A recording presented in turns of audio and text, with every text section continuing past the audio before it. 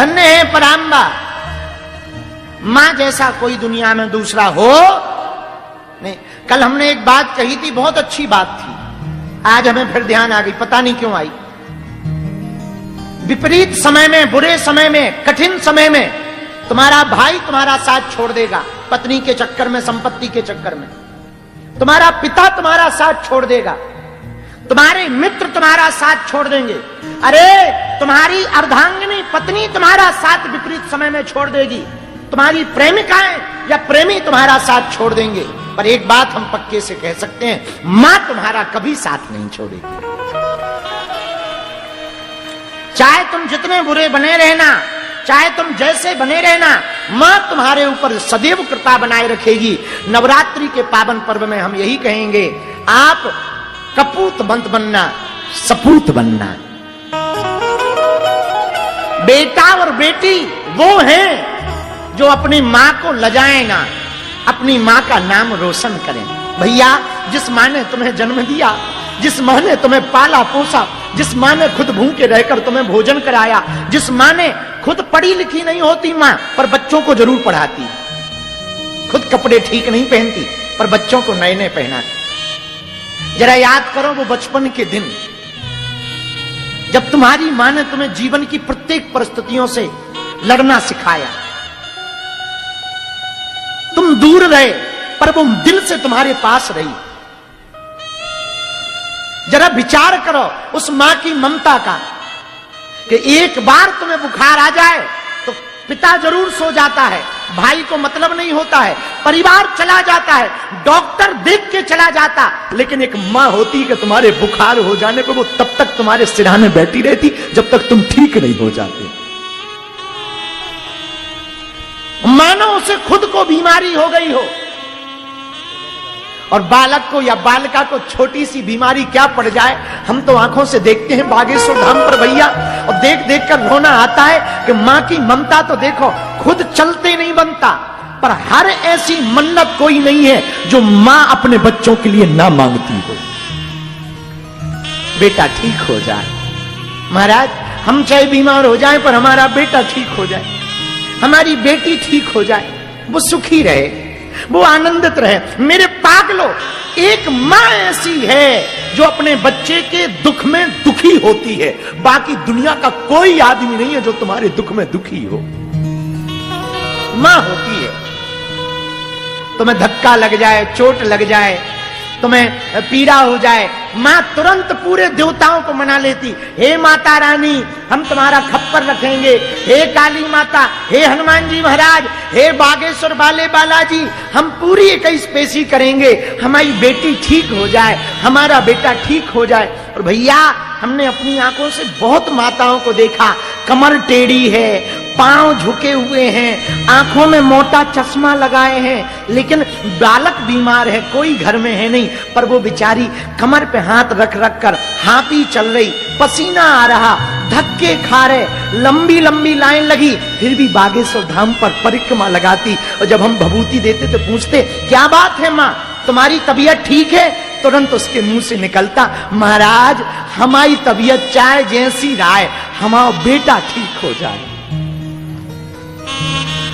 एक ये मां के अंदर गुण होता है और किसी के अंदर ये गुण नहीं होता भैया, केवल मां के अंदर ऐसा गुण होता है।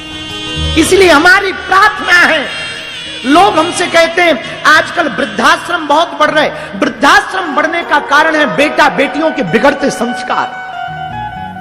तुम बड़े तब नहीं हो, तुम्हारे पास बड़ी गाड़ी, बड़ा बंगला, बड़ा मकान, बड़े बड़े मकान या बड़े बड़े लोगों से तुम्हारी मीटिंग होने लगे, बड़े बड़े लोगों से पहचान हो जाए, बड़े बड़े लोगों के साथ तुम्हारी फोटो खिंच जाए, या बड़े कद पर पहुंच जाओ, बड़े पद पर पहुंच जाओ, मेरे पागलो तब तुम बड़े नहीं हो। बड़े तो तुम तब हो जब शाम को माँ बाप के साथ बैठकर भोजन पाओ और वो मुस्कुराएं, तब तुम बड़े हो। तब तक तुम्हारा बड़प्पन बेकार है, तब तक तुम्हारा कमाया हुआ धन बेकार है, तब तक तुम्हारी पाई हुई प्रतिष्ठा बेकार है, तब तक तुम्हारा पाया हुआ ऐश्वर्य सुख संपत्ति सब बेकार है। जब तक तुम्हारे माँ बाप की आंखों में आंसू है तब तक तुम्हारी पूजा भी बेकार है। मेरे पागलों, मां जैसा कोई दूसरा होता नहीं है पृथ्वी पर। मां तो आखिर मां होती है। उन्हीं माता रानी के नवरात्रे चल रहे हैं, उन्हीं भगवती परांबा आदि शक्ति जगदम्बा के दिन चल रहे हैं। भैया बड़े खुश नसीब होते हैं जिनकी मां होती है। और हम तो कहेंगे जिनकी मां नहीं है, अपनी परांबा तो है, अपनी अंबा तो है, अपनी जगदम्बा तो है, अपनी आदि शक्ति देवी तो है। अरे हनुमान जी भी मात्र के प्रति समर्पित हैं, मात्र भक्ति के प्रति समर्पित हैं। राम जी का चरित्र क्या है बताओ ना, राम जी का चरित्र क्या है? राम जी का चरित्र भी तो यही है। राम जी शिक्षा भी तो यही दे रहे हैं। क्या माता पिता की बात को मानकर राम जी बन जा रहे हैं। राम राजा बनना है पर वो बन जा रहे हैं। क्यों? ये शिक्षा देने के लिए कि हम मां बाप की पूजा कर सकें, हम मां बाप की आज्ञा का पालन कर सकें। हम जब बड़े हो जाते हैं, थोड़ा समझदार हो जाते हैं, भूल जाते हैं, दबकारने लगते हैं, तेज आवाज में बोलने लगते हैं। विचार करो, जो मां तुम्हारी रातों भर बलाएं लेती रही, जो मां रातों भर तुम्हारे लिए मन्नत मांगती रही, जो मां रातों भर तुम्हारे लिए प्रार्थना करती है, जो मां रातों भर तुम्हारे लिए पूजा करती है, जो मां नवरात्रि का 9 दिन का व्रत रखती है कि बच्चों का भला हो जाए, उस मां को तुम तेज आवाज में बोल देते, उसको तुम जवाब दे देते। और तुम मॉडर्न अपने आप को मानते हो, तुम अपने आप को पुत्र कहते हो या पुत्री कहते हो।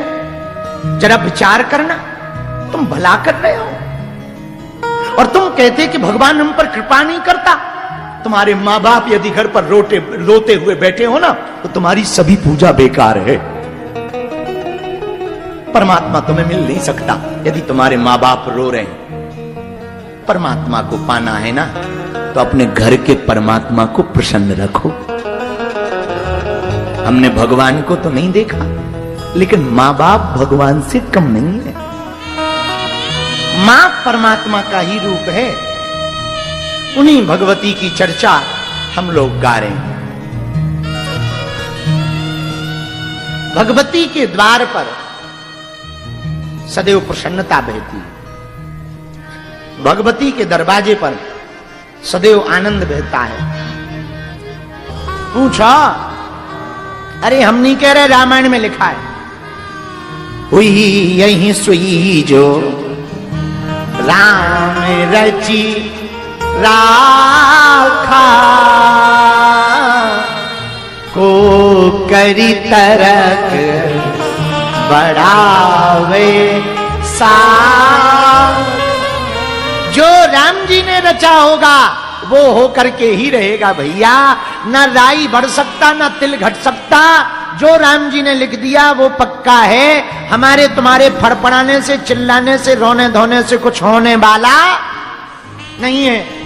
इसलिए जो राम जी कृपा करें उसी में प्रसन्न रहो। राम जी तुम्हें भूखा रखे तो कह देना जय भगवान की बड़ी कृपा है, आज एकादशी है। नहीं है तो है, अब नहीं है भोजन, क्या करोगे? एकादशी है। और ज्यादा मिल जाए, आहा आज द्वादशी है, डबल, एक नहीं डबल। बोले क्यों? अरे देखो आहा मालपुआ रसगुल्ला, आहा क्या कहना क्या कहना। अब अभी हम व्रत हैं तो ज्यादा नाम नहीं ले सकते हैं, नहीं तो याद आ जाएगी, आफत हो जाएगी। तो आहा भोजन ज्यादा मिल जाए, आहा भैया डबल द्वादशी है। और ना मिले एकादशी है। आओ तो वेलकम, न आओ तो भीड़ कम। आनंद ही आनंद है, सब में आनंद है भैया। तुम आ जाओ तो बहुत बढ़िया, न आओ तो और बढ़िया। मंदिर पे बैठेंगे, गीत गाएंगे, हनुमान जी को मनाएंगे, खुद भी नाचेंगे, बालाजी को भी नचाएंगे। क्या आनंद है? लेकिन अब तुम आ गए तो कोई बात नहीं भैया, तुम आ गए, बढ़िया कथा सुनाएंगे, दरबार लगाएंगे, अर्जी लगाएंगे, भभूति देंगे, आशीर्वाद देंगे और तुम्हें रास्ता भी देंगे कि चिंता मत करो, बालाजी तो हैं अपने। है? आनंद दोनों में है। बोलो सीताराम, जोर से बोलो। इसीलिए चिंता मत करो। क्या करो? चिंतन करो। क्या करो? बोलो बोलो बोलो बोलो। चिंता मत करो, क्या करो? चिंतन। क्या करो? अरे चिंता सबको खात है, चिंता सबकी पीर, और जो चिंता की फाकी करे सुबह को नाम फकीर। चिंता ना करो भैया, चिंतन करो, व्यर्थ मत सोचो। हम लोगों के तुम लोगों के सोचने से कुछ होना जाना नहीं है। भगवान ने जो सोचा, हम लोग जो सोचते हैं वो बेहतर सोचते हैं, परमात्मा जो सोचते हैं वो बेहतरीन सोचते हैं। बताओ एक बात और, एक गांव में एक भगत जी रहते थे, बहुत अच्छे पढ़े लिखे थे, भक्ति करते थे। उनका दूसरा मकान था शहर में। कई दिनों से वो गए नहीं थे मकान में। 10-20 साल बाद शहर गए, ताला खोला, लेट गए, साफ सफाई की और सो गए। रात के समय भूत आए, भूत। अब भूत लगे सताने, तो इन्होंने कहा कौन? भूत बोले मकान मालिक। तो जो रियल वाले मकान मालिक थे बोले तुम लोगों का दिमाग खराब है क्या? भगत जी थे, पढ़े लिखे थे, बोले तुम लोग पगला हो क्या? मकान मालिक तो हम हैं। भूत बोले तुम कब से हो? 20 साल से तो हम रखवाली कर रहे। अरे बोले 20 साल हम आए नहीं, पर बनाया तो हमने है मकान, हम मालिक हैं। अरे भूत बोले चुप रहो, कल खाली कर देना वरना चढ़ जाएंगे ऊपर। मकान मालिक बोला बड़ी गजब की धमकी। बोले भैया अब रात निकल जाने दो, हम कल भाग जाएंगे। अब दूसरा दिन हुआ, फिर रात हुई, फिर भूत आ गए। तो भूतों ने कहा क्यों? हमने कहा था कि चला जाना, तुम गए नहीं। अरे बोले भैया 1-2 दिन रह लेने दो, चले जाएंगे। पर एक बात बताओ, हाँ आप दिन में कहां गायब हो जाते हो, रात को आ जाते हो? भूत बोले दिन में यमराज के पास ड्यूटी है हमारी, रात को आते हैं। बोले यमराज कौन? अरे बोले वही जो बही खाता, लेखा जोखा रखते हैं मरने मारने का। ओहो हो। भूतों से उस भगत जी ने कहा यदि बुरा ना मानो तो आप रोज जाते हो? बोले रोज जाते हो। बिल्कुल पक्का? अरे बोले पक्का।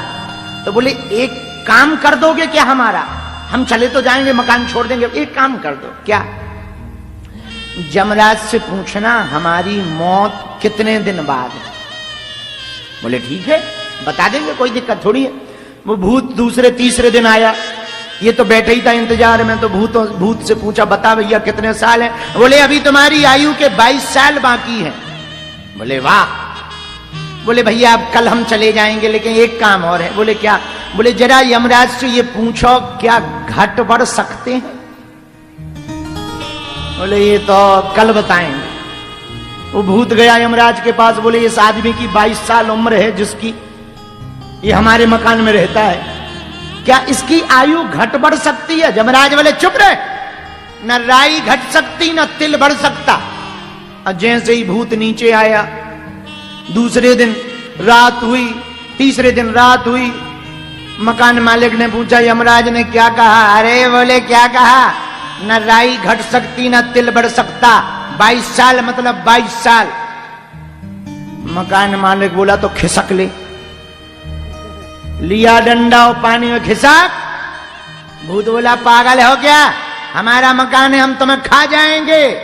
मकान मालिक बोला भगत जी बोले जब यमराज नहीं हमें पहले खा सकता तो तू कौन सी खेत की मूली है? 22 साल के पहले यमराज नहीं खा सकता, तू कौन सी खेत की मूली? भाग यहां से, भूत पिशाच निकट नहीं आवे। महावीर जब उसने सुना दिया हनुमान चालीसा, भूत लंगोटी लेके भाग गया। अब बताओ कितनी बढ़िया बात है। न राई घट सकती न तिल बढ़ सकता। जब भैया कुछ ना घटना है ना बढ़ना है तो व्यर्थ की चिंता क्यों करना है? इसलिए हम लोगों को व्यर्थ की चिंता नहीं करनी चाहिए, भगवान का चिंतन करना चाहिए। बोलो सीताराम। हनुमान जी महाराज की जय हो, बागेश्वर धाम की जय हो, सन्यासी बाबा की जय हो, नमः पार्वती पते हरे हर। अच्छा एक बात और हम कहें, फिर देवी जी का चरित्र सुनाएंगे।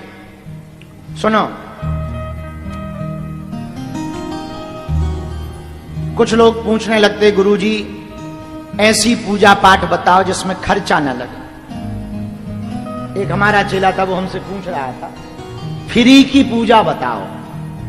हमारे ही गांव का है, ऐसे लोग चूंकि हमारे ही गांव में होते हैं। अब बात भी सही है, जिस गांव में हम पैदा भय हों वो साधारण थोड़ी होगा, वहां के लोग ही विचित्र ही हैं। तो एक हमारे गांव के भगत जी हैं, रोज हमारे पास आते थे पहले, पंडित गुरुजी फ्री की पूजा बताओ। हम कहा भैया फ्री की पूजा तो शंकर जी को जल है, वही चढ़ाओ, फ्री का है, 1 रुपया नहीं लगना है, बेलपत्ती तोड़ लो पीछे के पेड़ से, जय श्री राम, हर हर भोले, बम बम भोले। और भोले बाबा सरल भी है, फ्री की पूजा यही है। एक बात कहें, इस बात पे देखो,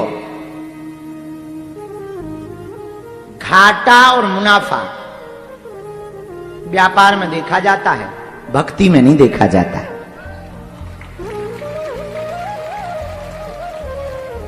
साधना में, भजन में, भक्ति में जो लग गया समझो सेविंग हो गई तुम्हारी।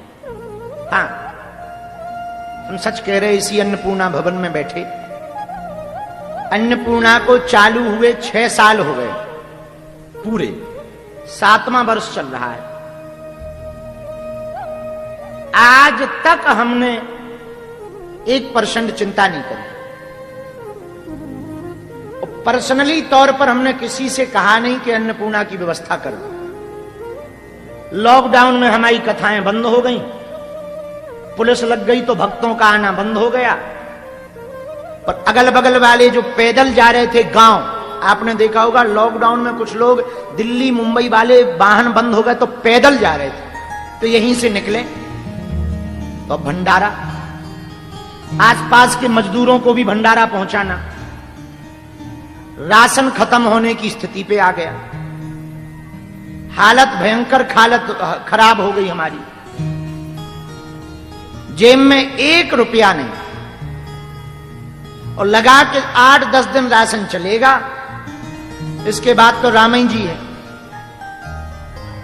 खूब चिंता मन में हो गई कि आगे अन्नपूर्णा कैसे चलेगी, कैसे अन्नपूर्णा की सेवा हो पाएगी। रात को हमने बालाजी से कहा कि हे प्रभु, हम भले ही भूखे रह जाएं, पर अन्नपूर्णा की सेवा बंद ना हो गए, आप उनसे कृपा करो। उधार मांग सकते थे, पर मन में यह था कि कौन उधार लेवे, चुकाना तो पड़ेगा। और ये ठिकाना नहीं कब तक लॉकडाउन लगा रहेगा, कथा होए ना, दक्षिणा मिले ना, तो पता लगे चुका ही ना पाए तो सेठ यहां पे फांसी लगा दे, तो कौन आफत मूल लेवे। रात को यही प्रार्थना करके सो गए। हनुमान जी ने एक भगत जी को ऐसी प्रेरणा दी, बंबई में रहते हैं वो, और तो फोनों से काम चलता था, तो फोन आया, तब हमारे पास वो डब्बा वाला फोन था एक, फोन बजा, खाली बैठे ही थे, कोई काम तो था नहीं, सो उठाया तो उन्होंने प्रणाम करते हुए कहा, गुरुजी सब जगह लॉकडाउन है, अन्नपूर्णा बंद तो नहीं हो गई। हमने कहा बंद तो नहीं भैया, पर 2-4-10 दिन में बंद सो हो जाए। बोले क्यों? हम कहा हालत खराब है, राशन वासन नहीं बचा है। उन्होंने इतना कह के और बातें की, वो फोन काट दिया। हमें लगा बताओ कितना उल्लू आदमी। हमने बताया कि अन्नपूर्णा बंद होना चाहिए, बल्कि उसे ये कहना चाहिए आप चिंता ना करो, हम कुछ भिजवा रहे, कछु भेज दें, बताओ का भेज दें। और आगे के लगे ने नक कटा ने फोन काट दिया। सो लगा कि बताना ही बेकार है, अब हमें बताने भाड़ में गया। लेकिन दूसरे दिन देखा नीम का पेड़ अभी भी लगा है मंदिर के पास में, तब ये बाउंड्री तो बनी नहीं थी। मंदिर के पास में एक ट्रक आकर के खड़ा हुआ, उसने नीचे उतर करके कहा कि पंडित जी कहाँ हैं? तो नीचे वाले दरबार हॉल में बैठे थे हम। हमने कहा बताओ, मास्क वास्क लग चलता था, तो वो तब उस वक्त वो चालू हो गया था, 2 गज दूरी बहुत जरूरी, चालू हो गया था। तो बाहर से खड़े होकर के ऐसे उसने बिल पकड़ाया, बोले बंबई से ट्रक आया है राशन का। जब हमने देखा, आहा आनंद आ गया। 100-150 बोरी आटा था, खूब चावल थे, अरहर की दाल थी, पूरे में सरसों के तेल के डिब्बा, रिफाइंड के तेल के डिब्बा भरे थे। हमने ऊपर की तरफ देखकर कहा, जय हो बजरंगबली। मन नहीं माना। हमने चूंकि एक दिन पहले खूब गाली बक दी थी मन में, तो मन में लगा के बहुत गलत कर दिया, जजमान जी को ऐसा नहीं कहना चाहिए, बेचारे की क्या गलती है। सो हमने फिर फोन लगाया, हमने कहा, भगत जी आपका बहुत बहुत धन्यवाद है, आपने जो सेवा पहुंचाई वो पहुंच गई। तो पता है वो क्या बोले? बोले गुरुजी जब से आपने बताया हमें रात भर नींद नहीं आई, और यही था कैसे भी करके ट्रक पहुंच जाए। 24 घंटा जरूर पहुंचने में लग गए, पर पहुंच गया। ऐसी हनुमान जी व्यवस्था कर देते। यदि आपका भरोसा दृढ़ हो तो भगवान निश्चित रूप से कृपा कर देते। बस भरोसा पक्का होना चाहिए। अब विचार करो, यहां जंगल में कौन आता? आज तो तुम लोग सब लोग आने लगे। जब बहुत ज्यादा ख्याति नहीं थी तब कोई नहीं आता। जंगल था, लाइट भी ठीक से नहीं थी, पड़े रहते थे झोपड़ी में। जो अमित जी सुबह कह रहे थे वही हमारा हाल था। मुझे कौन पूछता था, तेरी बंदगी से पहले मैं खुद को ढूंढता था, इस जिंदगी से पहले। तो भगवान की कृपा पर आपके अंदर किंचित मात्र भी संदेह नहीं होना चाहिए। सुनो, ध्यान से सुनो पंडित जी, 1% भगवान की इच्छा पर, भगवान की कृपा पर संदेह नहीं होना चाहिए। आपका 1% यदि संदेह नहीं होगा तो हम दावे के साथ अनुभव पूर्वक बात कह रहे हैं, पौराणिक बात नहीं कह रहे, अनुभव की बात कह रहे हैं। भगवान को कृपा करनी ही पड़ेगी, जिम्मेदारी भगवान की हो जाती है, भगवान को कृपा करनी ही पड़ती है। आहा, हम नवरात्रि के पहले सोच रहे थे कि 9 दिन हम कथा क्या सुनाएंगे, हमें तो देवी जी की आती नहीं कुछ। अब इतनी आ रही है कि ये पता लग रहा है कि सुनाए का। हाँ। पर यह भरोसा था कि जब कथा शुरू होगी वो सब व्यवस्था कर देंगी भगवती। ये सोच रहे थे कि बताओ, साधना में बैठना है, कुटिया से बाहर निकलना नहीं, कैसे पढ़ने का टाइम मिलेगा, कैसे समय निकाल पाएंगे, संगीत वालों से कैसे मिल पाएंगे, बड़ी आफत है। और बताओ 9 दिन सुनाना है, ऊपर से पता लगा टाइम 1 बजे से हम कह लो हो गया 12 बजे तो हमारी ब्रह्म मुहूर्त ही होता है। अब और बड़ी आफत। अब वर्तमान में तो ठीक से सो नहीं रहे, खूब आनंद है। आज तो सुबह 6 बजे हवन हो पाया, पर आनंद आया। बालाजी का बढ़िया आरती हो रही थी, बढ़िया आहा, हवन भी हो रहा था, खूब आनंद आया। 9 दिन तक बहुत आनंद है। अब तो जल्दी हनुमान जी एक कृपा और मन की लालसा जो रह गई वो पूरी कर दें, वही चिंता रह गई। बाकी तो हम चिंता मुक्त हो गए। हमसे तो कोई कहे तो यही कथा भर सुनाते रहो, सुनाते रहे। एक हॉस्पिटल की चिंता रह गई, वो भर हनुमान जी पूर्ण कर दे। उसके बाद तो बहुत आनंद है भैया, बहुत आनंद है। ना काहू से दोस्ती, ना काहू से बैर, खूब आनंद बरस रहा है। उनकी खूब कृपा बरस रही है। क्या कह दे, मैं सच बतावे भैया, जैसी कृपा हम पर हनुमान जी महाराज की है वैसे ही सब पर बनी रहे, यही प्रार्थना है। बीच में जरूर हम बिगड़ गए थे, पर अब पूर्णतया सुधर गए। मंदिर के पास डेरा ज्यों का त्यों पहुंच गया। जैसे हमारे दादा गुरुजी की झोपड़ी बनी थी वैसे ही हमारी बन गई। तो लौट के उल्लू घर को आए। बहुत आनंद है भैया, बहुत आनंद है। पर कारण सिर्फ आनंद का इतना ही है, भरोसा है। किसके ऊपर? बोलो बोलो, बालाजी के ऊपर। यदि तुम्हारा भी भरोसा होगा तो तुम्हें भी खूब आनंद मिलेगा।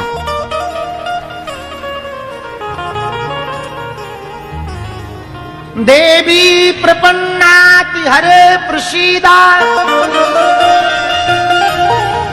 धन्य है पराम्बा।